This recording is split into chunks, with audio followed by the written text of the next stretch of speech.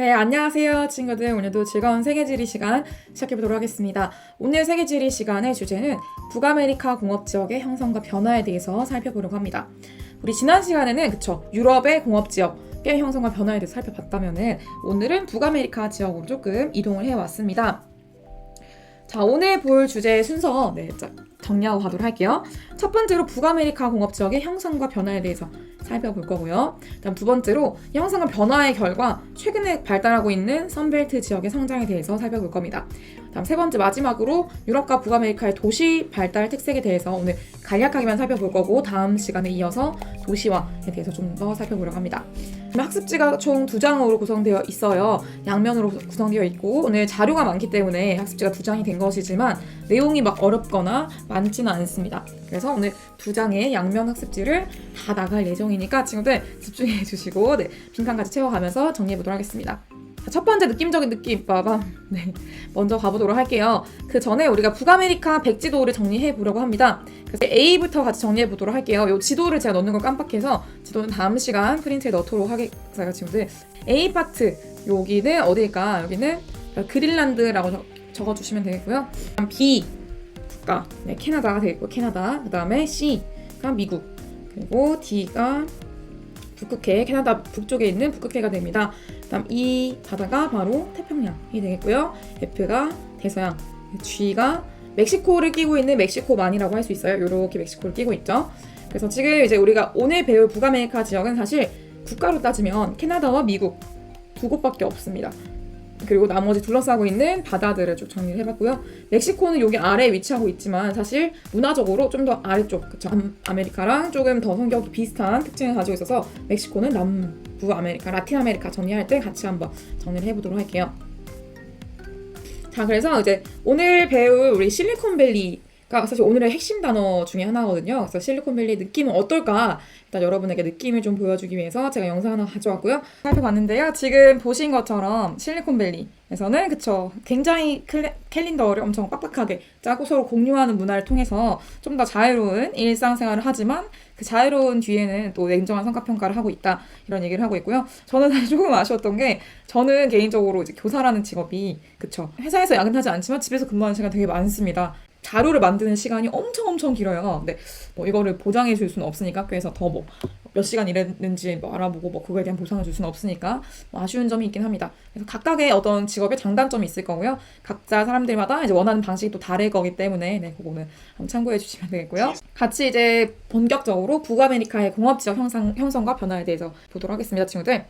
자, 일단 주요 공업지역과 인구 10대 도시 여러분의 학습지에 나와 있는 지도입니다. 그래서 같이 한번 좀 살펴보면요. 일단 커다란 공업지역들을 같이 보도록 할게요, 친구들. 일단 뉴 잉글랜드 공업지역 이렇게 돼서 몬트리올 중심으로 나와 있는 곳이 있고요. 그 다음 보스턴, 뉴욕, 필라델피아, 볼티모어, 워싱턴, 여기 많이 들어봤던 그 도시들이죠. 그래서 이제 미국의 동부에 위치하고 있는 큰 도시들을 딱 묶어서 중부 대서양 연안 공업지역이라고 얘기를 하기도 합니다. 이런 풀 네임까지 외우지는 않아도 되지만 위치 정도는 알아봐 주시면 좋겠고요. 그 다음 오데호 연안 공업지역이 사실은 과거에 정말 핫했던 공업지역이었어요. 과거에 핫했던 곳들입니다. 그래서 디트로이트, 시카고가 대표적인 그런 공업지역들이었었고요. 지금도 여전히 토론토나 버폴로, 피츠버그, 클리블랜드 이런 곳들도 같이 오데오 연안의 공업지역으로 역할을 하고 있긴 하지만 과거에 비해 본다면 사실 좀 그 중요성이 조금 떨어졌지 않나, 이렇게 얘기를 해볼 수 있겠고요. 왜 그런지는 이따가 우리 한번 또 같이 살펴보도록 할게요. 다음 쭉 내려와서 여기가 바로 뭐였어요? 이쪽 멕시코만이었죠? 멕시코만을 끼고 있는 멕시코만 연안의 공업지역이 되겠고요. 뉴올리언스, 휴스턴 이런 곳들이 있는데 이 지역들은 사실은 농업도 굉장히 많이 발달되어 있는 곳이었지만 멕시코만 연안 바닷가 근처에 있다 보니까 또 그런 장점을 살려서 이런 공업지역이 또 형성돼 있다라는 것 정도 정리해 주시면 좋겠고요. 그 다음 사실 미국에서 가장 핫한 북아메리카 전체를 통틀어서 사실 가장 핫한 곳은 바로 태평양 연안 공업지역이라고 할 수 있겠습니다. 여기에 뭐가 있냐? 로스앤젤레스, 샌디에이고, 피닉스, 샌프란시스코, 세너제이 이렇게 나와 있는데요. 이 세너제이와 샌프란시스코 사이에 있는 것이 바로 실리콘밸리가 됩니다. 실리콘밸리 많이 들어봤죠, 친구들? 그래서 실리콘밸리라는 가장 이제 미국에서 가장 핫한, 어떻게 보면 전 세계에서 가장 핫한 공업 지역이 몰려 있는 곳이 바로 태평양 연안 공업 지역이 되겠고요. 그다음 밴쿠버와 시애틀을 이렇게 묶어서 또 많은 산업들이 발달되었기도 합니다. 그래서 이렇게 우리가 좀 정리를 쭉 해봤는데요. 사실 지금 보시면 대부분의 공업 지역들이 다 바닷가 쪽으로 내륙보다는 바닷가 지역을 끼고 발달해 있는 것들을 확인해 볼 수 있겠고, 또 어떤 특징들이 있는지는 같이 한번 천천히 살펴보도록 할게요. 자, 글을 통해서 학습지를 통해서 한번 살펴보도록 하겠습니다. 첫 번째, 뉴 잉글랜드 공업 지역이에요. 방금 봤던, 그쵸, 여기 뉴 잉글랜드 여기였죠. 네. 여기 지금 보스턴 위쪽에 이 지역에 있는 곳들은 유럽과의 지리적 인접성, 유럽과의 지리적 인접성을 강조할 수 있는 곳은 어디냐? 바로 대서양을 끼고 있는 북부 아메리카의 동부 지역입니다. 네, 여기는 다 동부 지역들을 얘기할 때 보통 이렇게 얘기를 하더라고요. 그래서 동부 지역들이 그나마 대서양만 바로 빡 건너가면 유럽을 만날 수 있기 때문에 유럽과의 지리적 인접성을 가지고 있다. 그리고 과거에 처음으로 유럽 사람들이 처음 이주했던 곳이죠. 뉴 잉글랜드가. 그래서 뉴 잉글랜드. 그래서 영국 사람들과 뭐 포르투갈이나 뭐 스페인 같은 많은 그 유럽의 서유럽 사람들이 많이 이주를 하고서 새로운 영국 같다. 그래서 뉴 잉글랜드라고 붙인 거예요. 그래서 이 지역들은 과거 초기 이민자들이 많이 처음으로 막 발을 붙였던 그런 땅이라고 할 수 있습니다. 그래서 초기에 이민자들의 저렴한 노동력을 바탕으로 산업화 초기 때 많이 발달했었던 지역이다라고 보시면 되겠고요. 보스턴이 굉장히 이제 포인트가 되는 중심 도시라고 할 수 있겠습니다. 그래서 여기는 뭐가 발달했었냐? 과거에 경공업이라고 하는 가벼울 경자죠. 그래서 가벼울 경자를 쓴다는 건 뭐냐? 그냥 여러분이 딱 들 수 있을 만큼 가벼운 물건들을 만든다는 거예요. 그래서 우리가 뭔가 그런 제철 이런 것처럼 커다란 물건이라서 들고 다니기 힘든 물건들은 경공업을 하지 않습니다. 보통은 그런 것들은 중공업이라고 얘기를 하고요. 경공업에 들어가는 것들은 뭐 의류, 그 다음에 신발, 그리고 우리가 들고 다닐 만한 것들, 이런 것들, 가벼운 물건들을 많이 생산했던 곳이 뉴 잉글랜드 공업 지역이었다라고 정리를 해주시면 될 것 같아요. 그 다음 중부 대서양 연안 공업 지역은 사실 공업 지역, 막 공장이 발달하기보다는 많은 도시와 작은 소규모의 공장들, 그리고 소규모의 많은 기업들의 또 본사들, 이런 것들이 있지 않은 곳이 되겠고요. 뉴욕과 필라델피아라는 큰 도시를 중심으로 이제 공업 지역이 발달돼 있다 정리해 주시면 되겠습니다. 그 다음 세 번째, 5대5 연안 공업 지역 하면은 여기도 사실 조금 올드한 느낌이 있어요. 지금 뉴 잉글랜드도 약간 올드한 공업 지역, 그리고 5대 연안도 좀 약간 올드한 공업 지역이라고 할 수 있는데요. 여기 지금 어떤 곳이냐? 시카고 많이 들었죠? 시카고 피자로 더 여러분에게 유명하겠지만, 시카고가 방금 봤던 5대5 연안에 위치한 곳이었습니다. 여기 시카고, 여기 위치하고 있었죠, 친구들. 시카고.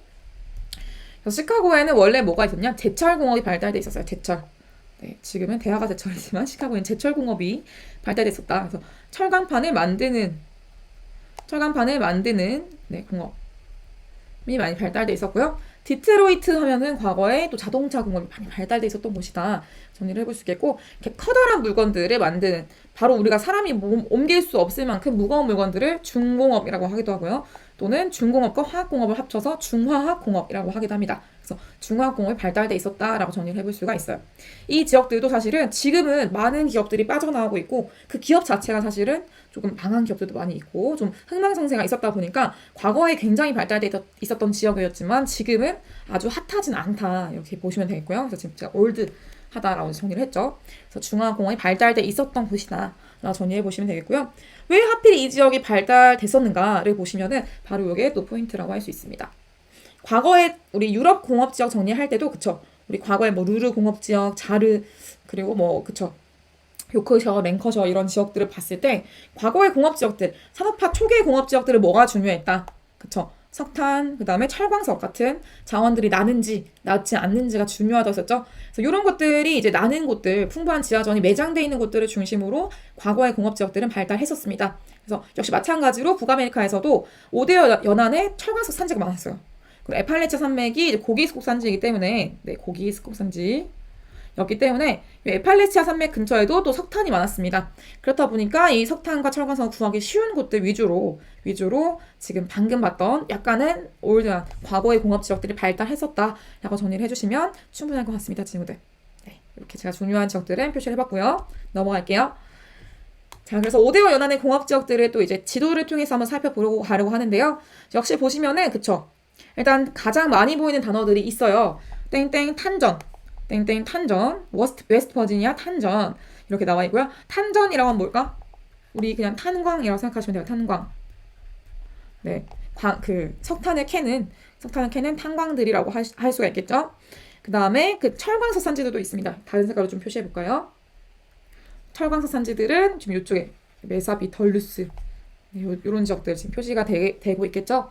그래서 역시 5대5 주변 연안으로 지금 따라서 철광석 산지들이 이렇게 지금 분포하고 있고요. 그 다음에 탄광들도 지금 땅땅땅 분포하고 있다는 것을 볼 수가 있습니다. 그리고 또 중요한 아까 지역들, 아까 제가 체크했던 도시들, 시카고, 클리브랜드, 그리고 피츠버그, 네, 요런 지역들, 디트로이트, 요런 곳들이 사실은 과거에 거의 이제 5대5 연안이 사실 핫했던 산업 지역이었다. 라고 볼 수가 있겠고요. 그럴 수밖에 없었던 것이 지금 탄전을 바로 끼고 있죠. 그래서 지금 보시면 여기 철광석탄에 육로 이동이라고 적혀있는 요게 지금 뭐냐? 바로 이제 산업철도라고 할 수 있어요. 석탄 탄광에서 시카고라는 핫한 공업 도시로 바로 석탄을 이동시켜주는 거죠. 마찬가지로 펜실베이니아 탄전에서 클리블랜드나 톨레도 같은 핫한 또 공업 단지로 석탄을 바로 이송을 시켜주는 것이고요. 마찬가지로 여기도 마찬가지죠. 그렇죠? 이렇게 바로 이제 이송을 시켜줄 만큼 산업철도가 잘 발달돼 있었던 과거에는 이런 얘기들을 좀 해볼 수 있겠고, 또 좋은 점 한 가지는 뭐였냐? 여기가 지금 뭐예요? 지금 다 5대5 호수다 보니까 배를 띄우면 금방 이동을 할 수가 있겠죠. 그래서 여기 다 호수다 보니까 호수를 통해서 수은을 활용해가지고 조금 더 멀리 있는 곳들의 그런 철광석 석탄들을 수상으로 이동하기도 했었다라는 것까지 같이 정리를 해볼 수가 있겠습니다. 마찬가지로 석회석도 많이 발달했었기 때문에 이 지역은 사실 산업이 발달하기에 과거에 있었던 그런 핫했던 산업들이 발달하기에는 정말 최적의 조건이었다라고 정리를 할 수가 있겠습니다. 그렇지만 지금은 어때요? 미국 쪽이 사실은 북아메리카 쪽이 이런 산업들 철광석을 활용해서 제철하고 석탄을 활용한 산업 이런 것들이 핫한 산업이 아니죠.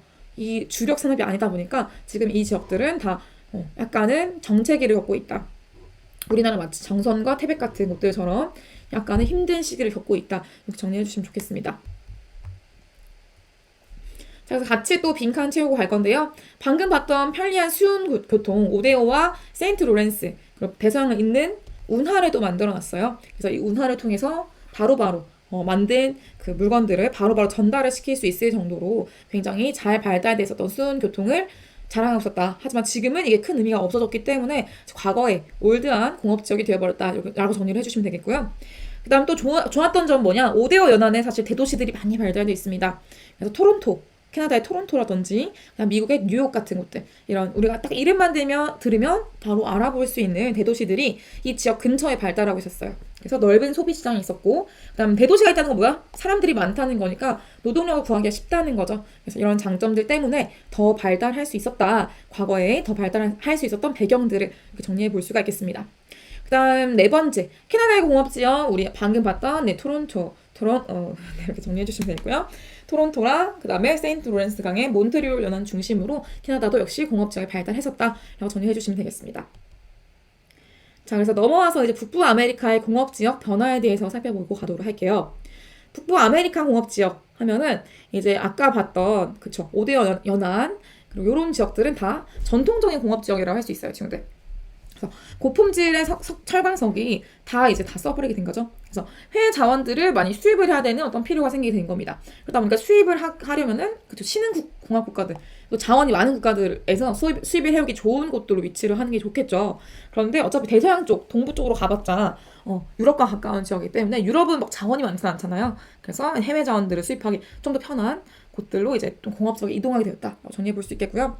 그다음 신흥공업 국가들의 성장 에 따라서 한중일 같은 곳들이 되겠죠. 한국, 중국, 일본, 베트남, 대만 이런 곳들, 대만 같은 곳들의 성장에 따라서 산업 구조가 더 이상 이제 과거의 그런 구조로 유지되기는 어려워졌다라는 것도 또 하나의 어떤 쇠퇴의 원인이라고 볼 수 있겠습니다. 그리고 또한 환경오염의 가장 주범인 것이 무엇이냐? 석탄이죠, 석탄. 그래서 지금 전 세계가 right now 2021년 지금 석탄을 이제 없애는 석탄 더 이상 사용하지 않는 탈석탄 정책을 이제 막 열심히 하고 있어요. 그래서 석탄이 가장 환경오염의 주범이기 때문에 이런 것을 좀 덜 사용하는 그런 산업으로 바꾸게 되었다. 그렇기 때문에 좀 이제 이 전통 지역들, 석탄이 풍부한 지역, 탄광 주변에 있었던 공업 지역들은 점점 쇠락하게 되었다라고 정리를 해볼 수가 있겠습니다. 그래서 이제 공업 구조가 어떻게 변했는지 한마디로 정리해보자면 이렇게 정리할 수 있을 것 같아요. 과거의 철광과 화학 같은 것들, 중화학 공업을 주로 하던 것에서 지금은 첨단 산업 위주로 바뀌게 되었다라고 정리해볼 수가 있겠습니다. 네, 그 다음에 이제 또 마저 정리해보고 가도록 할게요, 친구들. 3번 공업 중심지의 이동이 그러면 어떻게 이루어졌는가 이렇게 크게 정리해 볼 수가 있습니다. 자, 둘 다 중요한 단어가 되겠고요. 두 단어 모두 정리를 잘 해주시기를 부탁드립니다. 지금 보시면 북동부와 중서부 지역의 러스트벨트, 이게 뭐냐? 러스트 이런 뜻이에요. 영어로 이제 한글말로 바꾸면은 녹슨이라는 뜻을 가지고 있습니다.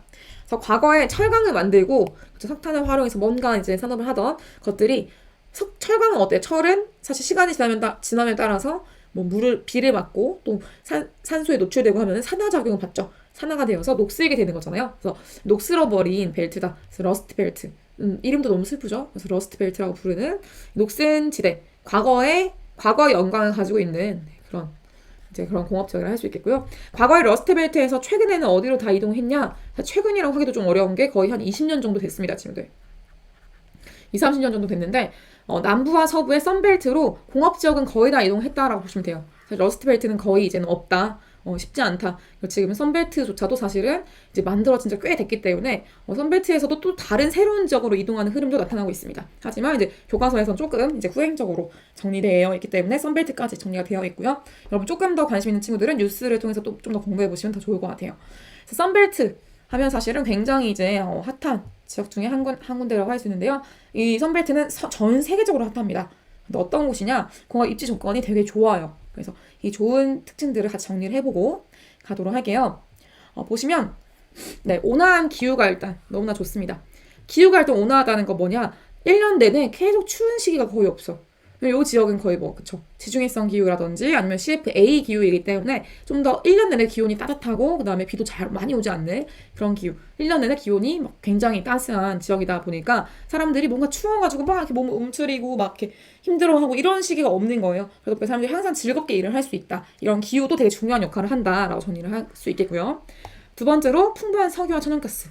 또 석유랑 천연가스가 또 나는 곳들이 미국에 있습니다. 미국에서도 그쵸 우리 지지난 시간에 서남아시아 정리할 때 정리했던 것처럼 미국이 사실은 이제 오펙 석유 수출 기구와 완전 독립을 선언하면서 우리도 충분히 석유가 있어라고 했다 했잖아요. 그래서 충분히 석유와 천연가스가 또 나오고 있기 때문에 이런 것들을 활용할 수 있는 더 좋은 조건 바로 썬벨트 쪽이 되겠고요. 다음 풍부한 노동력. 지금 사람들이 또 많이 살고 싶어하는 곳들이다 보니까 노동력을 활용하기 더 좋다라는 것을 정리해 볼 수 있겠고요.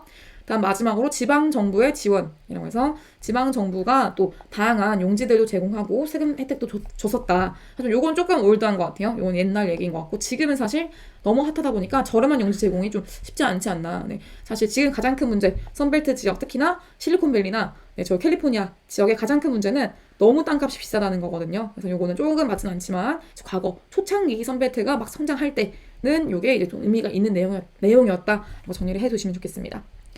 그래서 마지막으로 이제 보시면요. 전통 공업 지역이 변화하고 있다 이런 얘기도 나와 있습니다. 그래서 러스트벨트가 완전 이제 원래 과거에 막 그런 철강 산업, 화학 산업 이런 것들은 쉽지 않아요. 더 이상 이제 이거는 뭐 시대의 흐름에 맞지 않기 때문에 이런 것들은 더 이상 미국에서 많이 생산하는 그런 물품이 아닙니다. 철강도 사실 우리나라가 지금 굉장히 많이 생산하고 있고요. 그리고 이제 우리나라에서도 사실은 점점 중국이나 베트남 같은 곳으로 많이 넘어가고 있어요. 그래서 이런 산업들은 미국의 산업들이 아니기 때문에 이런 것들은 더 이상 하지 않고요. 대신 신산업이 발달하고 있다. 그래서 뭐냐? 보스턴 하면은 보스턴 다이내믹스라는 또 기업이 유명한데요.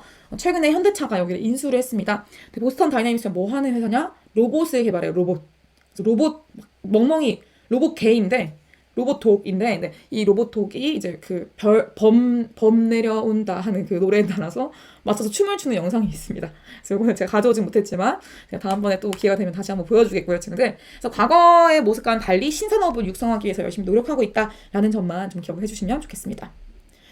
그래서 역시 마찬가지로 방금 봤던 공업 지역들 위치를 좀 더 다시 확인해 보시면요. 일단 큰 지역들이 있고요. 자, 지금 체크한 지역들은 첨단 산업 지역으로 발달되고 있는 곳들이다라고 정리해 주시면 좋겠습니다. 사실 썬벨트라고 하면 여기가 지금 기준이거든요, 친구들. 띵 37도 선이 기준이에요. 북이 37도 선이 사실은 이 남쪽으로는 조금 따뜻해. 그리고 북쪽으로 좀 올라가면은 좀 많이 추워지는 지역이다 보니까 뉴욕, 뭐 보스턴 이런 것들도 사실 겨울이 좀 추운 편이에요. 근데 그나마 우리나라보다는 막 엄청 춥진 않지만 그런 곳이다 보니까는 이제 사람들이 따뜻한 곳에 살고 싶다. 그래서 이제 남부 37도 이남에 있는 요런 샌프란시스코나 뭐 세너제이, 로스앤젤레스, 네, 댈러스, 휴스턴 이런 곳들로 이주를 많이 하다 보니까 이제 첨단 산업 지역들은 다 이런 곳들이 많이 발달되어 있다라는 것을 좀 정리를 해볼 수가 있습니다.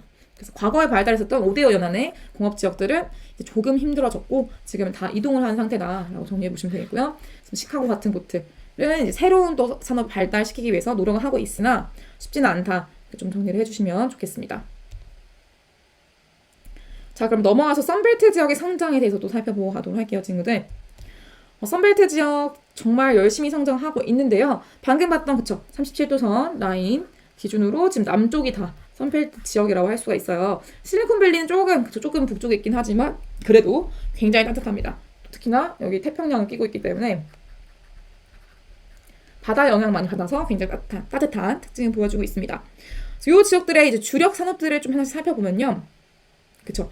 일단 여기 휴스턴 근처가 또 우주 산업이 많이 발달돼 있어요. 그래서 여기 또 이쪽 뉴올리언즈 지역이라 우주 산업이 발달돼 있는 곳. 그리고 항공기 산업 보잉 알죠? 보잉이라고 하는 보잉사가 사실은 전 세계에서 가장 큰 항공기 그런 회사인데 보잉사가 원래 기틀을 닦았었던 곳이 바로 시애틀이고요. 또 항공기 산업들은 특이하게 좀 중부 내륙 지역에도 많이 위치하고 있습니다. 샌디에이고, 애틀랜타에도 위치하고 있고요. 그다음 좀 더 중요한 것은 사실 미국은 요즘 가장 핫한 혁신 기업들이 다 전자산업 부분에 집중되어 있죠. 그래서 보시면은 가장 막 눈에 들어오는 거 실리콘밸리 여기 위치하고 있다. 산호세라는 곳에 보통 실리콘밸리가 크게 가장 넓은 면적을 차지하고 있고요. 그다음 좀 이쪽 남쪽에도 지금 위치하고 있는 거 볼 수 있겠고 여기 오스틴, 뉴올리언스도 같이 함께 볼 수가 있습니다. 그리고 여기는 원래 이제 있었던 뉴욕과 보스턴 그 주변이죠. 요 원래 그 사람들이 많이 살고 있고 인재들이 많이 살고 있는 원래 원도시 뉴욕 근처에도 전자산업이 발달돼 있다. 정리를 해볼 수가 있습니다. 자, 그래서 방금 이제 정리했던 내용들을 같이 정리해 보시면요. 요 내용 지금 친구들 뒷장에 나와 있습니다. 학습지 뒷장에 나와 있는 내용인데요. 뒷장에 보시면 그 탐구활동 첫 번째 그림이에요. 1번 그림인데요. 최근 공업이 성장하고 있는 캘리포니아, 애리조나, 텍사스 등은 북위 37도 이남 지역으로 온화한기후가 나타나기 때문에 선벨트라고 한다. 선벨트가 뭐냐? 바로 이거예요. 선벨트. 그냥 햇빛이 많이 비치는 지대이다 라고 선벨트라고 정의를 합니다. 37도 이남의 지역들을 얘기하고요. 그래서 지금 이제 그래프로 또 조금 더 분석을 해보자면 두 번째 그래프가 되겠죠, 친구들. 지금 학습지 뒷장에 있는 두 번째 그래프를 보시면요. 미국 지역별 제조업 생산의 비중 변화를 좀 살펴보고 정리해보고 가려고 합니다. 첫 번째 1번 따단 1965년에서 2016년 제조업의 생산 비중이 가장 많이 줄어든 지역은 어디일까요? 라고 나와 있어요. 65년부터 2016년까지 봤을 때 제조업 생산의 비중이 가장 많이 줄어든 곳은 어디이냐? 일단 지금 크게 줄어든 곳 두 군데가 있죠. 빵. 나머지 두 군데 늘어났고요. 많이 줄어든 북동부랑 여기 중서부랑 북동부를 비교해 봤을 때 어디가 더 많이 줄어들었냐? 지금 중서부는 37에서 28%로 바뀌었고요. 북동부는 27%에서 13%로 바뀌었습니다. 어디가 더 많이 줄어들었어요, 친구들? 그래서 두 군데 지역 중에서는 북동부가 더 많이 줄어들었다라는 것을 좀 볼 수 있겠고요. 북동부가 아까 봤던 5대 연안의 공업 지역들이 많이 있었습니다. 이런 지역들은 철강산업, 화학산업 이런 중화공업이 많이 발달돼 있었던 곳이다 보니까 석탄이라는 자원의 어떤 쇠락 그리고 석탄이라는 자원을 활용해서 만드는 그런 그 산업들이 미국 아메리카 지역에서 더더욱 이제 줄어듦에 따라서 북동부 지역의 산업이 가장 크게 줄어들었다라는 것을 정리해 볼 수가 있겠습니다. 두 번째로 보시면요. 두 번째로 이거 2번으로 바꿨어야 되는데 제가 못 바꿨네요.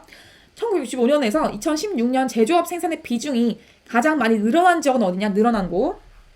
어디가 제일 많이 늘어났을까? 보시면 그쵸. 서부 지역도 많이 늘어났고요. 그 다음에 남부 지역도 많이 늘어났습니다.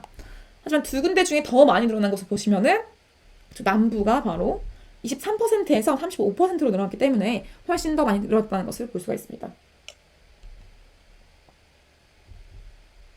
자, 마지막 탐구 활동의 3번 그림도 정리하고 가도록 할게요. 3번 캘리포니아주와 텍사스주를 비교해 보시면은 이렇게 정리를 할 수가 있을 것 같아요, 친구들. 먼저 첫 번째 캘리포니아 제조업의 가장 많은 비중을 차지하는 sek터가 무엇인가? 바로 보이죠? 빠랑. 컴퓨터 및 전자 섹터가 가장 크다. 캘리포니아에 사실 실리콘밸리가 있기 때문에 당연한 결과다 볼 수 있겠고요. 두 번째 텍사스주에서는 세 번째로 많은 비중 차지하는 것을 제가 좀 가져왔어요. 왜냐? 텍사스가 이걸로 제일 유명합니다, 사실은. 그래서 석유 및 석탄 제품이 되겠고요. 텍사스에 석유가 좀 납니다. 그래서 석유와 석탄 제품이 나와 있지만 사실 석유가 나는 지역이기 때문에 네, 텍사스의 기름을 따로 이제 일컫기도 해요. 그래서 요거는 네, 좀 기억해 줬으면 해서 제가 세 번째를 특히나 써봤습니다. 자, 그러면 방금 봤던 또 그 지역들을 한번 빈칸 채우면서 정리를 해보고 가도록 할게요. 첫 번째, 태평양 연안의 공업지역, 샌프란시스코 인근에 있는 실리콘밸리, 정말 핫해. 지금도 여전히 핫한 곳이 되겠고요. 컴퓨터 관련 산업뿐만 아니고 지금 온라인 관련, 인터넷 관련 산업들이 많이 발달돼 있고 너무나 핫합니다. 여러분이 지금 보고 있는 유튜브 영상도 사실은 유튜브, 구글이 가지고 있죠. 구글이 여기 있어요. 구글이 있는 곳, 네, 실리콘밸리가 되겠고요. 마이크로소프트나 그렇죠, 뭐 아마존 같은 다양한 테슬라 이런 것도 다 여기에 있고요. 그래서 여러분이 딱 이름만 들으면 알만한 많은 세계적인 혁신 기업들이 다 실리콘밸리에 위치하고 있다. 정리해 주시면 좋겠습니다. 그다음 두 번째, 영화 하면은 딱 여기죠. 영화. 딴딴따다단다단단단단단단단 이 노래가 딱 들리는 것 같은 바로 라라랜드의 고향, 네, 로스앤젤레스가 됩니다. 로스앤젤레스. 그래서 줄이면 LA라고 부르죠. 그리고 LA 하면은 라라랜드가 됩니다.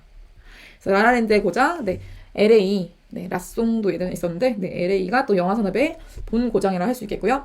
마지막 시애틀 항공 산업이 이제 유명한 곳인데, 보잉이라고 하는 아까도 잠깐 짧게 언급하고 갔지만 보잉사가 사실 거의 전 세계 많은 비중의 비행기를 만들고 있습니다. 이 보잉사의 본사가 원래 시애틀에 있었어요. 요즘에는 이제 옮겼지만 지금은 시애틀 근처에 공장을 가지고 있습니다. 그래서 보잉사의 고향 시애틀이 항공산업으로 또 핫한 곳이다. 이렇게 정리해 주시면 되겠습니다. 마찬가지로 지금 쭉 내려와서 멕시코만 연안의 공업지역, 텍사스주 일대 여기가 석유화공 중요하다 했죠, 친구들? 이거 좀 별표 쳐주시고요. WTI라고 해서 이게 이제 텍사스에서 나는 기름을 이렇게 따로 얘기를 해요. 그래서 WTI는 텍사스주의 그 원유를 나타내고 있는 인덱스, 그냥 지표라고 볼 수 있는데요. WTI의 어떤 추이에 따라서 이게 올라가는지 떨어지는지에 따라서 우리나라의 기업 그 석유 가격, 전 세계 석유 공급 가격이 결정됩니다. 그래서 지금 WTI가 거의 $80 넘어서 막 이렇게 육박한 걸 볼 수 있는데, 그래서 제가 요즘 기름 넣는데 너무 힘들어요, 친구들. 그러니까 WTI가 여기서 왔다라는 것을 같이 봐주시면 좋겠고요. 그다음 휴스턴도 또 핫한 항공과 우주 산업의 핫한 곳 중에 하나입니다. 같이 정리해 주시면은 충분할 것 같습니다. 방금 봤던 이제 그 산업 지역들을 제가 좀 사진과 영상으로 가지고 왔어요. 같이 살펴보고 갈 건데요. 첫 번째가 바로 실리콘밸리가 됩니다. 실리콘밸리의 지도만 보더라도 전 세계의 혁신 기업들이 다 몰려있는 것들을 확인할 수 있는데요. 나랑 확대를 해보면은, 그쵸, 우리가 알고 있는 것도 있는지 한번 볼게요, 친구들. 어디가 있을까? 여러분이 알고 있는 것도 후지필름 또 보이네요. 그 다음에 네, 뭐가 있을까요? 막상 또 보려니까 잘 안 보이기도 하는데, 일단 어도비, 그리고 네, 야후, 구글, 페이스북, 오라클, 뭐 그쵸, 다 지금 이름만 들어도 HP 있고요. 알만한 기업들이 많이 위치하고 있는 것들을 확인할 수 있겠고요. 이베이도 여기 있습니다. 네, 다양한 기업들이 지금 몰려 있는데, 여기 지금 이 지역들이 사실은 굉장히 큰 지역이고요. 보시면 여기 산호세라는 곳, 그리고 산타클라라는 그 도시, 그리고 샌프란시스코, 오클랜드, 이런 것들을 끼고 있는 큰 도시의 연합체라고 볼 수 있어요. 이 도시의 사이에 딱 위치하고 있는 곳이고요. 여러분이 오히려 좀 익숙한 곳이 지금 SK 하이닉스도 여기 있네요. 연구소가 여기 있고, 인텔도 여기 있고요. 그리고 더 유명한 곳은 팔로알토가 더 유명할 것 같아요. 팔로알토 이제 래퍼 이름이기도 하지만 여기 팔로알토가 사실은 실리콘밸리 중앙에 있는 지역의 이름이다. 이것도 정리를 해보시면 되겠습니다. 마치 제가 이름을 대전이라고 짓는 거랑 비슷한 느낌이기도 할 수 있을 것 같은데, 네, 네, 미안합니다, 친구들. 그렇게 이제 네, 지역 이름이구나라고 봐주시면 되겠고요. 그래서 이런 지역들이 다 이제 실리콘밸리에 있는 지역들인데요. 보시면은 사실 이렇게 좀 정리가 되어 있더라고요. 이건 제가 인터넷에서 가져온 자료입니다. 그래서 지금 산호세가 가장 이제 중심지, 팔로알토, 그 다음에 이렇게 네, 버몬트, 그리고 샌프란시스코 해가지고 이렇게 연결되어 있는 여기를 다 실리콘밸리라고 얘기를 해요. 근데 지금 그쵸, 스타트업이나 인터넷 같은 것들은 샌프란시스코, 좀 이제 도심지에 사람들이 좀 더 많이 살고 있는 곳에 많이 위치하고 있다라고 볼 수 있겠고요. 실리콘밸리는 이렇게 길쭉하게, 이 주변이 지금 다 산이잖아요, 보니까. 그래서 약간 계곡, 실리콘이 보통은 이제 그 첨단 산업에 많이 들어가는 그 재료이기 때문에 실리콘이 많이 있는 계곡이다. 그래서 실리콘밸리라고 정리를 합니다. 실리콘밸리 하면 딱 떠오르는 이미지를 또 제가 한번 가지고 왔는데요. 보시면 이렇게 사람들이 막 자전거 타고 다니고 비치발리볼 하고 되게 자유로운 분위기, 마치 캠퍼스 같은 분위기를 즐길 수 있지만 성과에 대해서는 되게 되게 분명하다. 그래서 구글에 들어갔다가 좀 성과를 못 내서 금방 또 다른 이직을 하는 경우도 되게 많다고 해요. 그리고 실리콘밸리 요즘 가장 큰 문제는 뭐냐? 바로 주택 가격, 부동산 문제가 정말 가장 심각합니다. 그래서 이제 요거는 이제 뭐 플러스해서 그냥 제가 추가적으로 얘기하는 건데요. 실리콘밸리가 앞으로도 잘 되기 위해서는 실리콘밸리를 떠나는 혁신 기업들이 없어야겠죠, 친구들. 그런데 혁신 기업들은 사실 뭘 찾아다니냐? 제가 여러 번 강조했지만 혁신 기업들은 사실 핵심은 인재예요, 인재. 얼마나 똑똑한 사람들이 이 회사에 다니고 있는가 하는 것이 사실은 이 기업의 어떤 흥망성쇠, 잘 되는가 못 되는가를 결정하는 요인이라 할 수 있습니다. 근데 이런 똑똑한 사람들이 많이 있는 곳이라면은 대학교 근처면 좋겠지만 또 똑똑한 사람들이 돈이 많지 않을 수도 있잖아요. 그래서 이 사람들이 정말 편하게 먹고 살 수 있을 만한 그런 이제 지역이 갖춰져야 되는데 실리콘밸리는 너무 핫하다 보니까 실리콘밸리의 그런 땅값, 집값이 너무너무 비싸요. 진짜로. 그래서 너무 비싸기 때문에 그냥 일반적인 주택이 뭐 몇십억씩 할 정도로 거의 서울의 강남 정도의 가격이 실리콘밸리 전반적으로 다 형성돼 있다고 보시면 됩니다. 그러다 보니까 구글에서 일을 하고 있는데 구글에 입사한 지 얼마 안 되는 이제 사회초년생, 돈이 얼마 없는 이런 사람들 같은 경우에는 막 트레일러 같은데 트럭에서 자기도 하고 그냥 노숙자처럼 생활하면서 구글에 와서 일을 하는 거예요. 이런 사람도 많이 있다고 합니다. 그래서 요즘에는 실리콘밸리 떠나는 사람도 많이 있다고 하거든요. 기업들이. 그래서 이제 이런 부동산 문제를 해결하지 않으면 우리나라도 마찬가지지만 이제 실리콘밸리도 앞으로 또 쉽지 않을 수도 있겠다라는 생각도 많이 듭니다. 그래서 이런 문제들을 반드시 해결해야 될 것 같은데 제 생각에는 이제 약간 메타버스나 온라인 기반의 어떤 변화들이 이런 것들 조금 해결해 줄 수 있지 않을까라는 생각을 하고요. 그래서 이제 제가 입주 기업들을 쭉 한번 녹화를 해왔어요, 친구들. 여러분 딱 보시면 뭐 우버, 소니, 돌비, 에어비앤비, 다 도어대시, 네, 핀터레스트, 애플, 시게이트, 휴레패커드, 야후 다 나와 있죠. 우리가 알고 있는 기업들 다 여기 있습니다. 엔비디아, 네, 왓츠앱, LG전자, 화웨이, 구글 뭐 다 있어요, 친구들. 그래서 우리가 그 이름만 들어도 익숙할 만한 기업들이 다 위치하고 있는 본사가 있거나 연구소가 있거나 아니면 그런 것들이 다 있는 곳들이 바로 실리콘밸리다라는 것을 정리해 주시면 되겠습니다. 다음 두 번째 지역은 로스앤젤레스. 제가 사랑하는 LA입니다.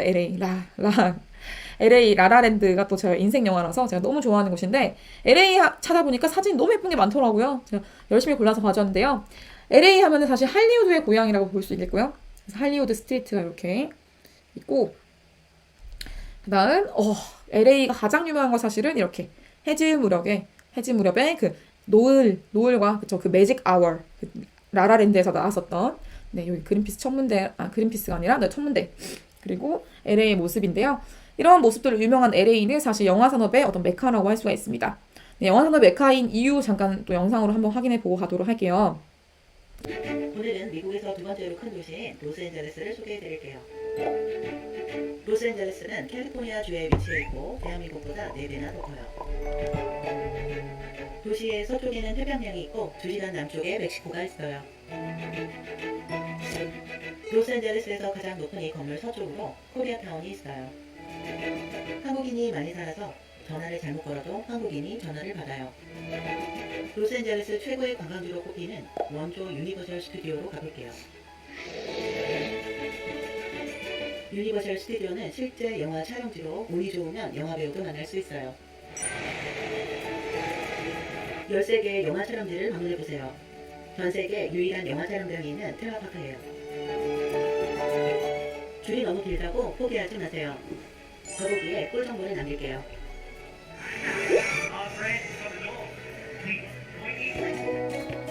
유니버셜 스튜디오 10분 거리에 로스앤젤레스의 대표적인 관광지인 헐리우드가 있어요. 땅만 보고 가시면 안 돼요. 헐리우드를 즐기는 법을 알려드릴게요. 먼저 좋아하는 영화배우를 찾아보세요. 약 200명의 영화스타의 손도장과 발도장을 찾을 수 있어요. 좋아하는 배우를 찾았다면 내 손과 발을 맞추어서 인증샷을 찍어요. MGM의 마스코트 사자 배우 위에 한국 배우 안성기님과 이병헌님으로 찾아보세요. 물론 어벤져스도 있어요. 내년엔 오징어 게임팀의 손도장을 기대해보아요.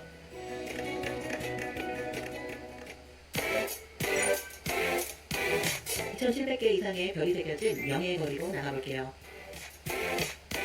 연간 1000만 명의 방문객이 이 거리를 보러 와요. 명예의 거리에는 5가지 카테고리가 있어요. 그림을 보고 좋아하는 스타도 찾아보세요. 이제 이 거리 최고의 핫스팟으로 이동할게요. 내년 봄에 개최되는 아카데미 시상식이 열리는 돌비 극장이에요. 1927년부터 시작된 아카데미 최고 작품상을 확인해 보세요. And the Oscar goes to Parasite. 세계 영화 산업의 중심지 헐리우드는 로스앤젤레스의 문화를 상징해요. 35km의 긴 해안선을 자랑하는 로스앤젤레스의 서부산으로 가볼게요. 300일 이상의 일조량과 연평균 23도의 따뜻한 지중해성 기후를 만끽할 수 있어요. 22마일의 사우스베이 자전거 도로를 따라가 볼게요. 자연 경관을 해치지 않는 친환경 도시 설계와 자유는 마음껏 누리고 규칙은 준수하는 천사의 도시 로스앤젤레스. 840개의 문화 전시관을 보유한 미국 서부 지역의 문화 중심지 로스앤젤레스를 방문해보세요.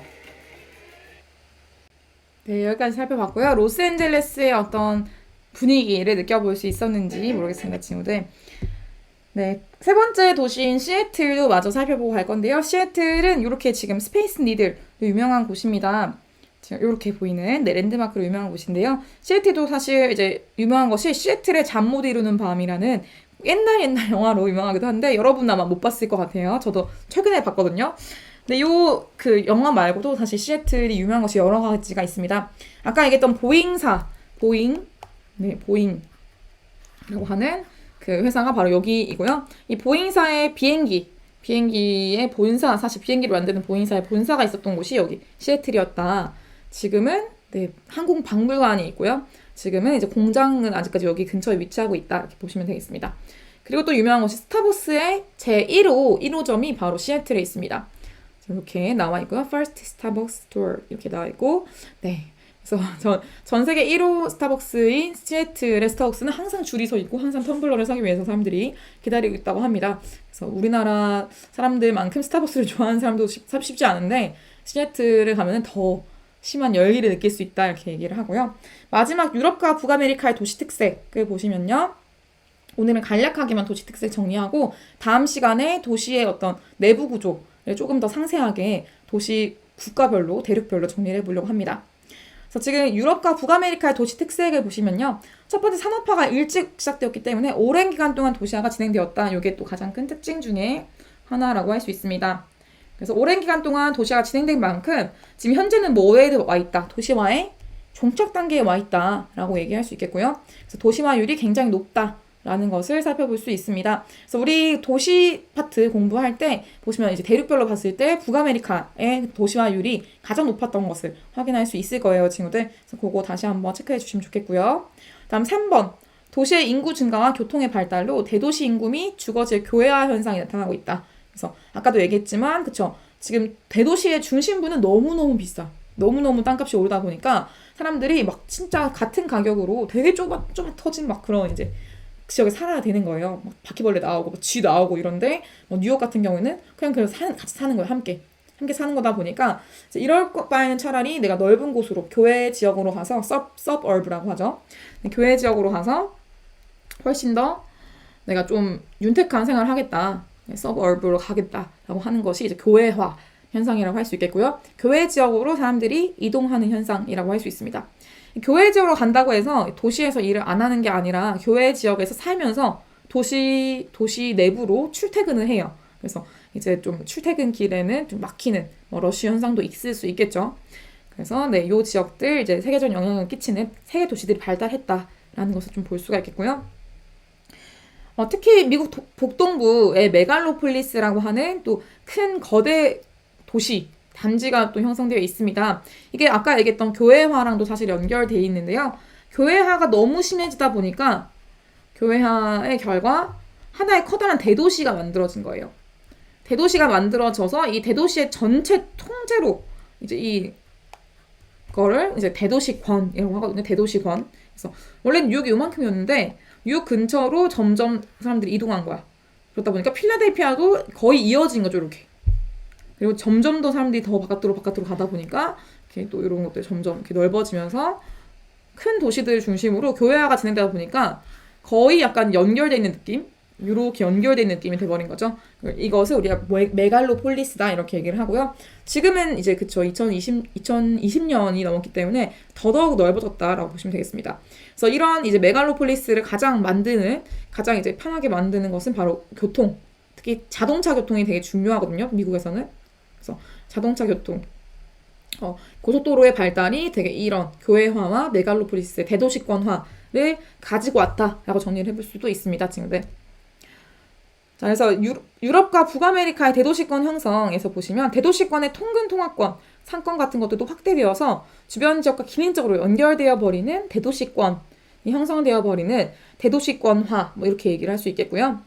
이러다 보니까 대도시 주변 지역은 중심 도시의 영향력이 커지면서 기능적으로 연결되어 버린다. 그래서 이런 것을 우리가 거대 도시를 잇는 도시화 지역이 서로 연속된 메갈로폴리스라고 얘기를 하고요. 네. 이제 메가라는 게 엄청 크다는 거잖아. 그래서 메갈로폴리스 이렇게 얘기를 하는 겁니다.